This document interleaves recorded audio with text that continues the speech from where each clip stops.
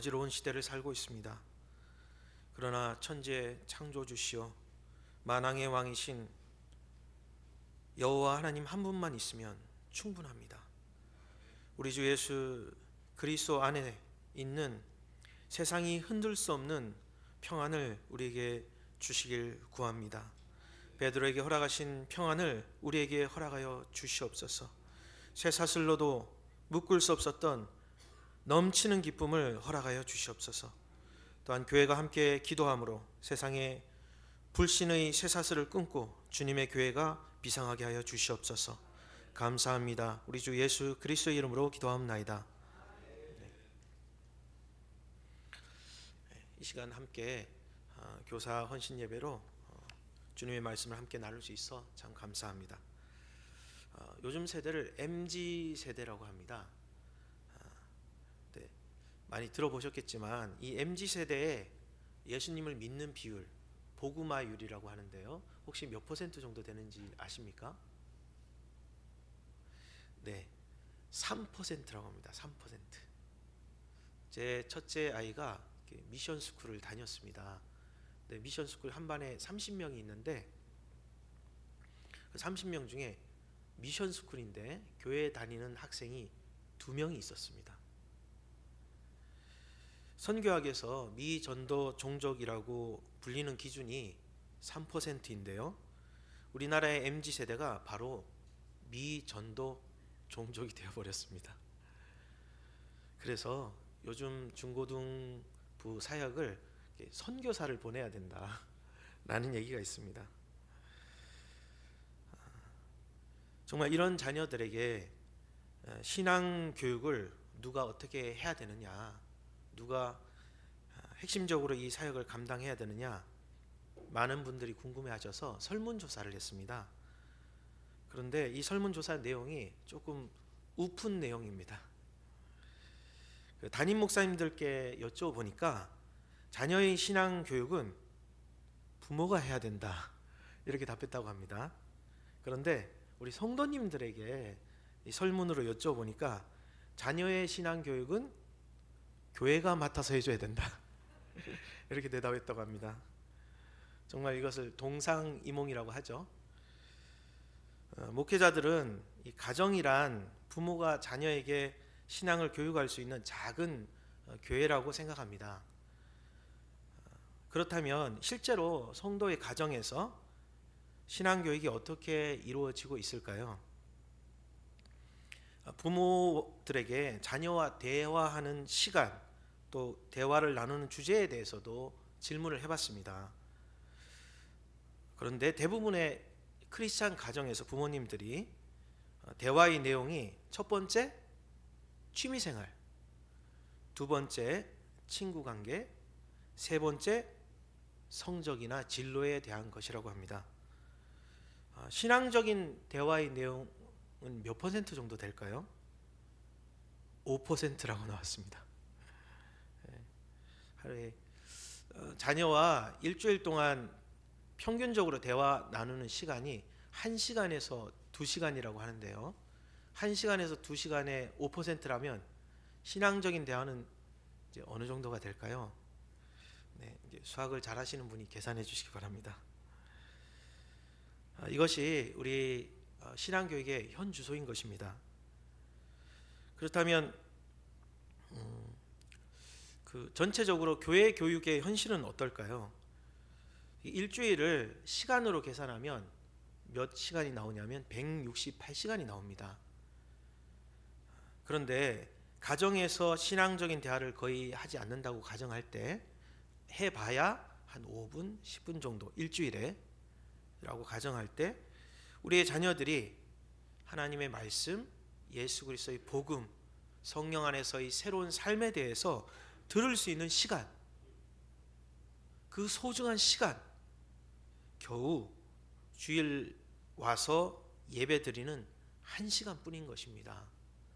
일주일 168시간 중에 1시간만 우리 자녀들이 하나님의 말씀에 대해서 들을 수 있는 기회를 가지고 있습니다. 그렇다면 나머지 시간은 어떨까요? 누구와 무슨 이야기를 들으며 살고 있을까요? 작년에 서울의 한 미션 스쿨에서 전교생이 함께 예배 드리는 것에 대해서 서울시 교육청 인권센터에서 권고 사항이 내려졌는데요. 종교 교육을 원하지 않는 학생에게는 예배를 드리지 않을 자유, 예배를 드리지 않을 자유를 주라고 미션 스쿨에 권고를 했다고 합니다. 미션 스쿨이 그렇다는 말입니다. 우리 자녀들을 환자에 비유한다면 우리 자녀들은 거의 영적으로는 아사 상태다. 굶어 죽기 일보 직전이다 라고 할 수 있을 것입니다. 이런 교회 교육에 있어서, 신앙 교육에 있어서 산 넘어 산인 이 상황, 저는 오늘 담임 목사님께서 말씀을 통해서 교회가 함께 기도한다면 그 기도가 응답되는지 확신할 수 없는 연약한 믿음이라 할지라도 교회가 함께 기도한다면 능히 파고를 넘을 수 있다고 생각합니다. 세상은 참으로 하나님이 우주를 창조한 것이 아니라 세상의 교과서들은 기본적인 전제가 우주가 하나님을 창조했다고 믿고 가르칩니다. 그래서 세상은 우리 자녀들이 하나님을 만나기보다 우주와 세상을 알아가길 원합니다. 우리는 어떻게 믿고 있습니까? 우리 그리스도인들은 하나님이 우주를 창조했다고 믿습니다. 그래서 우리의 교육에 있어서 가장 중요한 것이 바로 하나님을 알고 만나는 것입니다. 오늘 본문 말씀은 우리 자녀들에게 어떻게 신앙을 전수해야 하는지, 무엇을 가르쳐야 되는지, 누가 가르쳐야 되는지에 대해서 대강의 그림을 보여주고 있습니다. 한나가 살았던 당시는 과학이 발달하고 또 상용 로켓이 개발되어서 우주 여행을 하는 그런 세상은 아니었습니다. 그러나 하나님을 아는 것에 있어서는 오늘날과 별반 다를 것이 없는 시대, 그런 시대라고 할 수 있습니다. 그런 시대를 살았던 한 여인을 통해 하나님은 우리에게 자녀 세대를 향한 신앙 교육의 비밀을 말씀해주고 있는 것입니다. 오늘날 우리 성도들은 자녀들을 어떻게 교육시켜야 하는가?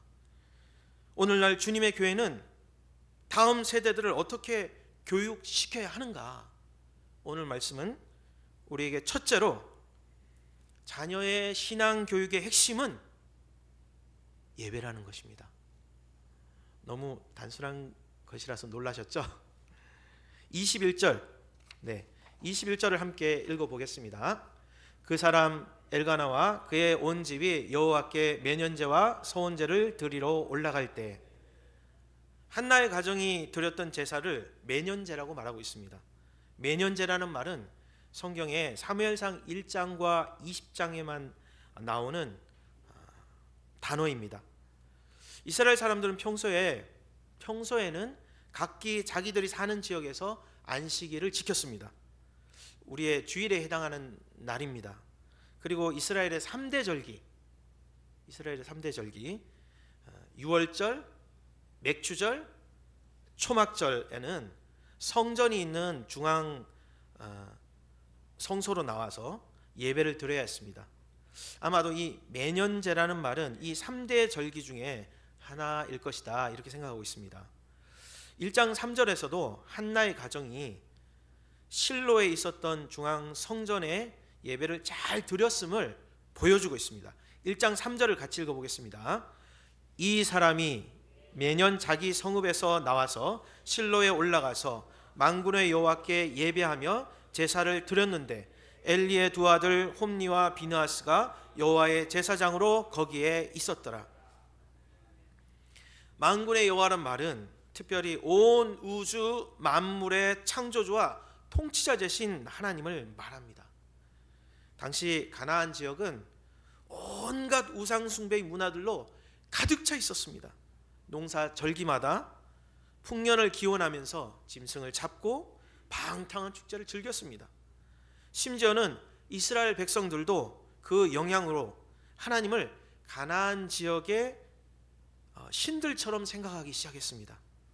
더 이상 이스라엘의 여호와 하나님은 이집트의 우상들에게서 재앙을 내리시고 홍해를 건너게 하신 그 하나님이 아니었습니다. 더 이상 그들이 믿는 하나님은 그 말씀을 삼가 듣고 모든 명령을 지켜 행하면 이스라엘을 세계 모든 민족 위에 뛰어나게 하실 것이라고 약속하는 그 하나님의 약속을 지킬 수 있는 언약의 하나님이 아니었습니다. 그 말씀을 불순종하고 악을 행할 때는 저주와 심판을 내릴 수 있는 하나님이 아니었던 것입니다. 그랬기 때문에 예배가 무너졌습니다. 예배보다 먹고 사는 것이 더 중요했습니다. 더 잘 살고 더 즐기기 위해서 예배는 반드시 드려야 하는 하나님에 대해 마땅 존중한 태도가 아니라 우리가 선택할 수 있는 것이 되어버렸습니다. 그런데 엘가나의 가정은 예배를 지켰다는 것입니다. 그리고 당시 이 성전 예배가 지극히 타락했다는 것도 함께 이야기하고 있습니다. 그렇습니다.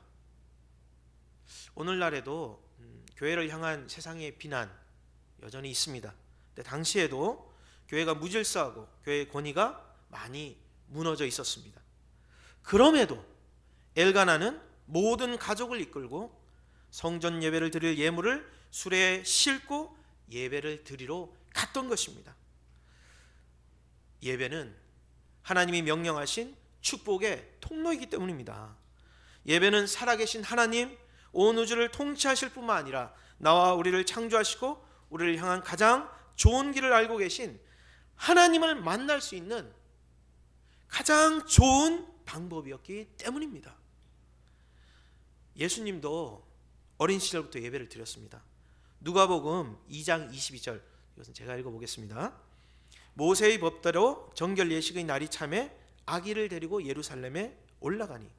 또한 누가복음 2장 41절과 42절은 예수님이 조금 성장한 후에 가족이 예배를 드린 모습을 보여주고 있습니다. 그의 부모가 해마다 6월절이 되면 예루살렘으로 가더니 예수께서 12살이 되었을 때 그들이 이 절기의 관례를 따라 올라갔다가 하나님의 아들로 하나님의 뜻을 이루기 위해 예수님이 받은 최고의 교육, 그것은 예배였다는 것입니다. 요즘 유튜브로 예배가 많습니다. 아시죠? 코로나 시기에는 눈에 보이는 유형의 교회만 중요한 것이 아니고 눈에 보이지 않는 무형의 교회도 있다. 그러니 각자의 자리에서 진실한 마음으로 예배를 드리면 된다고도 했습니다. 그러나 성경에서는 예배가 우리가 따라야 할 형식과 절차, 순서가 있다고 말합니다. 그리고 쇼핑하듯이 이리저리 교회를 옮겨 다니면서 예배를 하는 것도 하나님은 기뻐하시지 않습니다. 마치 성형하듯이 최고의 것만을 이리저리 가져다가 이어붙인 것 마냥 그렇게 예배를 드리는 것은 하나님이 기뻐하시는 모양이 아니라는 것입니다. 하나의 교회는 그 지역사회에서 그리스도의 몸된 공동체를 나타냅니다. 이 자양동에 예수님이 누구시냐, 예수님이 어떤 분이시냐를 알려면 동성교회를 가보십시오. 동성교회를 가면 예수님을 충분히 알 수 있습니다. 그러기 위해서 하나님께서 지역교회를 세우신 것입니다. 사람은 다 다르게 생기지 않았습니까? 그런데 그렇게 생긴 것은 하나님께서 그렇게 만드셨기 때문입니다. 우리가 보기에 못생겼다, 잘생겼다 하는 것이지 하나님의 눈에는 생긴 그대로가 가장 아름다운 것입니다. 그런데 교회도 마찬가지입니다. 큰 교회는 큰 교회대로, 작은 교회는 작은 교회대로, 어떤 강점이 있는 교회는 그 나름의 존재 이유가 있는 것입니다. 그런데 그 교회를 하나님이 은혜를 부어주셔서 하나님의 영광을 위해서 사용하시는 것입니다. 그러므로 우리가 동성교회에 모인 것은 하나님의 뜻이 있는 줄 믿습니다. 우리를 동성교회로 부르신 하나님의 뜻을 받들어서 섬기는 것이 주님이 기뻐하시는 것인 줄 믿으시기 바랍니다. 그런데 이런 이야기를 하기도 합니다. 자녀들이 예배를 드리기 힘들어해요. 이런 어려움을 호소하는 경우가 있습니다. 그것은 이 가정이라는 더 작은 교회가 제대로 역할을 감당하지 못할 때 일어날 수 있는 일이라는 것입니다. 제가 그 교제를 나누면서 동성교회 한 부목사님, 참고로 저는 아닙니다, 한 부목사님 가정이 가정 예배를 참 잘 드린다는 이야기를 들었습니다. 그래서 어린 시절부터 예배를 잘 드리도록 가정에서 미리 연습을 하는데, 가정 예배를 자녀들이 좋아하도록 가정 예배 때 맛있는 간식도 주고, 그러시죠? 선물도 주고, 그리고 최대한 자녀들의 이야기를 잘 들어주면서 예배가 하나님의 사랑을 경험할 수 있는 통로가 되도록 애쓴다는 이야기를 들었습니다. 근데 저는 정말 좋은 본이라고 생각합니다. 우리 날샘에는, 제가 또 날샘 얘기를 하는데요, 뒤쪽에 보면 가정 예배 순서지가 있습니다. 그것을 이용하셔도 좋습니다. 또는 그 주에 담임 목사님의 설교를 듣고 그 내용을 나누어도 좋습니다. 미국을 신앙의 나라, 하나님의 나라로 세운 청교도들이 꼭 주일 예배 말씀을 가지고 가족이 자녀들과 함께 나누었다고 합니다. 그런데 가정 예배도 중요하지만 가정 예배가 이 지역 교회의 공동체의 예배를 대체할 수는 없다는 것도 알아야 합니다. 공예배에는 가정 예배에서 경험할 수 없는 하나님의 놀라운 임재와 역사가 있는 것입니다. 혈연, 지연, 학연을 넘어선 성령 안에 놀라운 교제가 있습니다. 저는 이씨고 경상도에서 태어났는데요, 여기 이씨가 아닌 분들도 많고 경상도가 아닌 분들도 많잖아요. 그런데 우리는 예수 그리스도 안에서 한 가족이요 자매로 한 하나님을 찬양하고 주님께 영광을 돌리고 있는 것입니다. 이것이 하나님의 축복이 아니고 무엇이겠습니까? 그런데 사무엘은 어릴 때부터 예배를 잘 드렸다는 것입니다. 그리고 사무엘은 이스라엘 나라의 회복을 위해서 가장 먼저 회복해야 할 것으로 예배를 선택했습니다. 뿐만 아니라 사무엘은 왕으로 사람을 세우고자 할 때 예배를 잘 드리는 사람, 하나님이 선택한 사람이 누구였느냐? 예배를 잘 드리는 사람이었다는 것입니다. 사무엘은 인생의 축복이 사무엘이라는 사람의 인생의 축복은 예배를 떠나서는 설명할 수가 없습니다. 사무엘을 잉태하였던 그 가정의 축복, 엘가나 가정의 축복은 바로 예배의 축복이었던 것입니다. 그러므로 사랑하는 동성교회 성도 여러분, 예배를 잘 드리길 바랍니다. 한 번의 예배를 잘 드리기 위해서 일주일을 기도하며 가족이 다 함께 준비해 보면 어떨까요? 그럴 때 만군의 여호와 하나님께서 우리의 가정을, 우리 자녀를 어떻게 축복하시는지 한번 보길 원합니다. 두 번째로, 한나의 가정을 통해서 우리에게 말씀하시는 자녀 신앙 교육의 핵심은 자녀의 인생은 하나님의 것이다. 누구의 것이라고요? 맞습니다. 22절을 함께 읽어보도록 하겠습니다. 오직 한나는 올라가지 아니하고 그의 남편에게 이르되 아이를 젖대거든 내가 그를 데리고 가서 여호와 앞에 뵙게 하고 거기서 영원히 있게 하리이다. 한나는 불임의 고통 속에서 하나님께 기도했습니다. 여인으로서 치욕적인 삶을 오랫동안 견뎌야 했습니다. 한나는 고통 속에서 고난을 이겨내는 올바른 방법을 선택했는데요, 그것은 바로 기도의 자리로 나아가는 것이었습니다. 그리고 기도를 통해 한나가 깨달은 것이 있는데, 자신이 임신하지 못하고 분인나에게 말할 수 없는 고통을 당하는 것은 만군의 하나님 여호와 하나님께서 허락하신 고통이라는 것입니다. 그렇습니다. 임신하지 못하는 문제점은 얼마든지 해결해 주실 수 있는 하나님께서 불임의 고통, 가정 불화의 고통을 통해서 한나가 기도의 자리로 나아오길 기다린 것입니다. 그리고 한나는 1장 12절 말씀처럼 오래 기도하는 중에 한 가지 더 깨달은 것이 있는데요. 한나가 이렇게 기도하고 있습니다. 11절을 같이 읽어보겠습니다. 서원하여 이르되 만군의 여호와여, 만일 주의 여종의 고통을 돌보시고 나를 기억하사 주의 여종을 잊지 아니하시고 주의 여종에게 아들을 주시면 내가 그의 평생에 그를 여호와께 드리고 삭도를 그의 머리에 대지 아니하겠나이다. 한나는 기도 중에 자녀를 주시면 나실인으로 바치겠다고 소원합니다. 한나가 이렇게 결심했던 이유는 무엇일까요? 나실인의 소원은 민수기 6장에 자세히 나옵니다. 이 나실인이라는 이 독특한 이름은 히브리어 나지르에서 나왔는데요. 나지르라는 말은 구별된 사람, 헌신된 사람을 뜻합니다. 하나님을 위해 헌신하고 봉사하기 위해서 세상으로부터 자기를 구별시켜 서원한 사람, 이 사람이 바로 나실인인 것입니다. 그래서 나실인의 서원을 하게 되면 음식은 포도나무로부터 나온 것은 멀리하게 됩니다. 포도주, 심지어는 건포도, 또 심지어는 포도씨, 그리고 포도 껍질까지도 먹으면 안 되었습니다. 그리고 머리에 삭도를 대지 않았습니다. 이것은 생명의 창조주신 하나님께 모든 것을 맡기고 순종한다는 의미가 있습니다. 마지막으로 시체를 가까이 하지 않았는데요. 죄와 저주를 상징하는 시체를 멀리하여서 죄는 그 모양이라도 가까이 하지 않는다는 결단을 한 것입니다. 그래서 이 사무엘을 포함하여서 나실인들은 부모, 형제, 자매가 죽더라도 그 시신을 가까이 해서는 안 되었습니다. 그렇다면 왜 이렇게까지 했을까요? 민수기 6장 7절 제가 한번 읽어보겠습니다.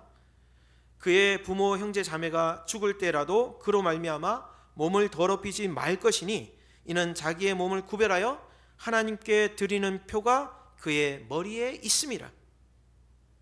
이 나실인의 긴 머리를 한글 성경에는 하나님께 드리는 표라고 부르고 있는데 이걸 히브리어로 네젤 하코데시라고 합니다.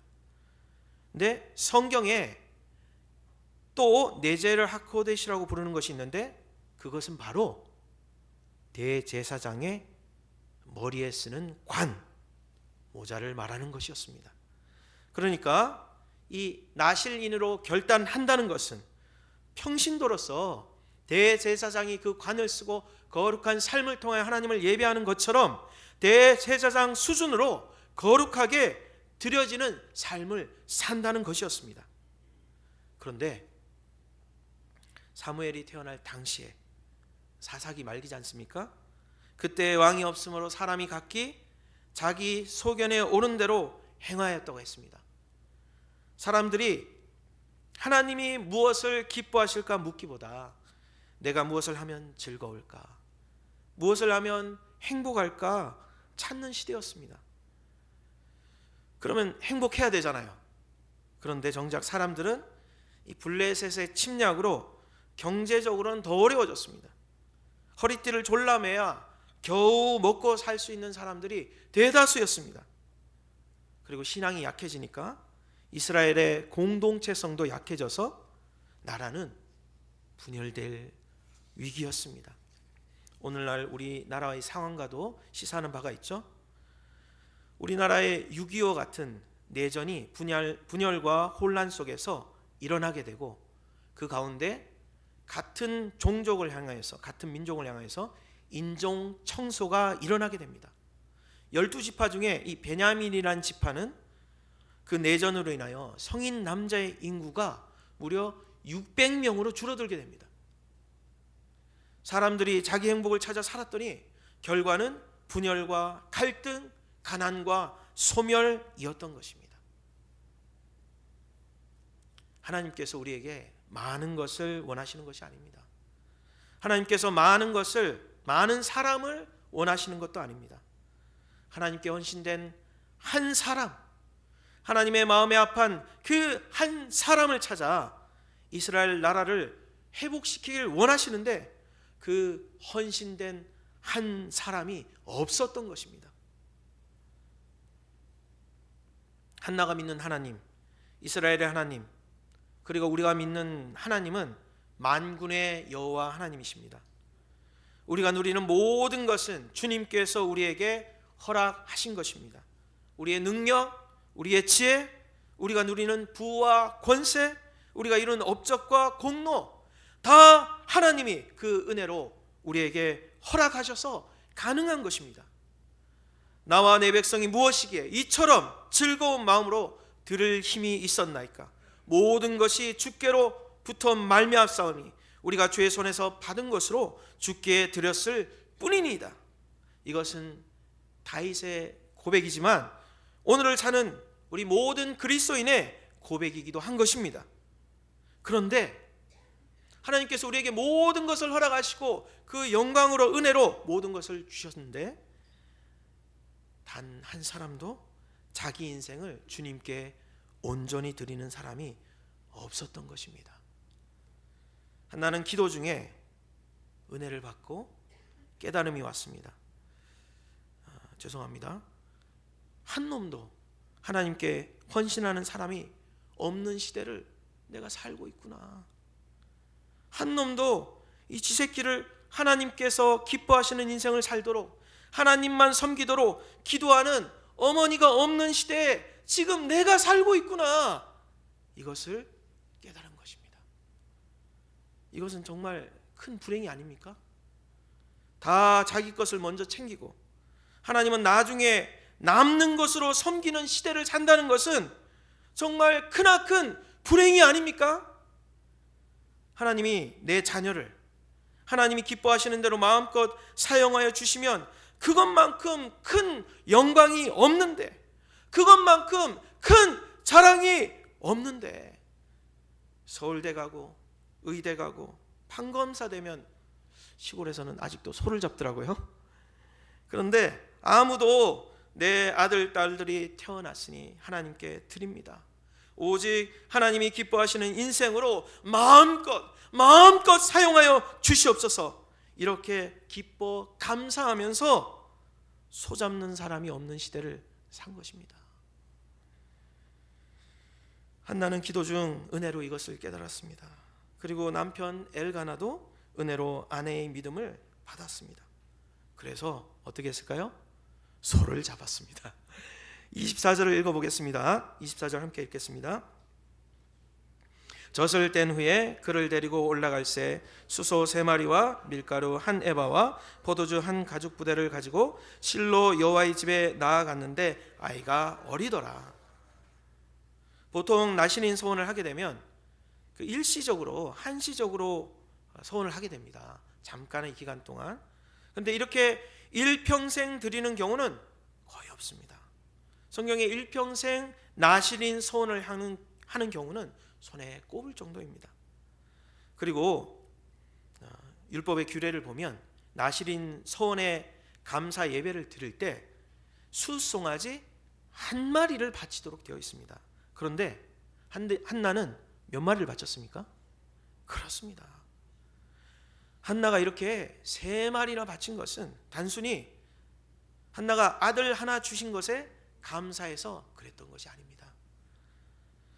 이러한 아들을 바치는 믿음을 주신 것이 너무 감사하고 이런 헌신을 도와주는 좋은 남편을 보내주신 것도 감사하고 하나님을 평생 섬기도록 바칠 수 있는 아들이 있음에 감사했던 것입니다. 오늘날 하나님은 여전히 이런 믿음을 가진 사람이 없나 찾고 계십니다. 오늘날 어쩌면 하나님은 이렇게 물으실 수 있습니다. 이런 믿음을 가진 성도님들이 동성교회에서 나오면 안 되는 것입니까? 네.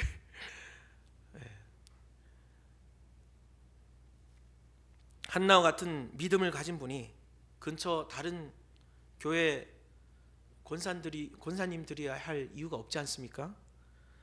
엘가나와 같은 믿음을 가지고 주님을 섬기는 장로님들이 꼭 대형교회 장로님들이어야 할 이유는 없지 않습니까? 동성교회 장로님들, 동성교회 권사님들, 그리고 동성교회 신혼부부들, 이런 믿음을 가지고 기도해야 되지 않겠습니까? 하나님께 부름받은 모든 성도는, 그리스도인은 예수 그리스도의 보혈로 산 하나님의 소유입니다. 하나님의 거룩한 자녀인 것입니다. 만군의 여호와가 이르노라, 나는 내가 정할 날에 그들을 나의 특별한 소유로 삼을 것이라. 오늘 이 말씀이 우리의 주님 되신 예수 그리스도로 말미암아 우리에게 성취되었고 성취되고 있는 것이 아닙니까? 그래서 사도 바울은 이렇게 고백했습니다. 나의 선한 싸움을 싸우고 나의 달려갈 길을 마치고 믿음을 지켰으니 이제 후로는 나를 위하여 의의 면류관이 예비되었으므로 주 곧 의로우신 재판장이 그날에 내게 주실 것이며 내게만 아니라 죄의 나타나심을 사모하는 모든 자에게도니라.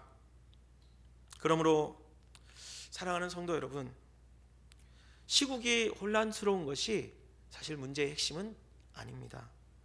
경제가 어려운 것이, 신문에서 그렇게 떠들고 있는 경제가 어려운 것이 문제의 핵심은 아닌 것입니다. 마땅히 드려야 할 우리의 시간, 우리의 물질, 우리의 인생, 그것이 지금 드려지고 있느냐가 문제인 것입니다. 그렇지 않습니까? 이제 한나의 고백이 우리의 고백이 되길 바라는 마음으로 28절을 다 같이 읽고 기도하고 마무리하겠습니다. 함께 읽겠습니다. 그러므로 나도 그를 여호와께 드리되 그의 평생을 여호와께 드리나이다 하고 그가 거기서 여호와께 경배하니라. 아멘. 사랑이 많으신 하나님 아버지, 감사합니다. 이 시대 우리 자녀들에게 물려주어야 할 신앙의 유산은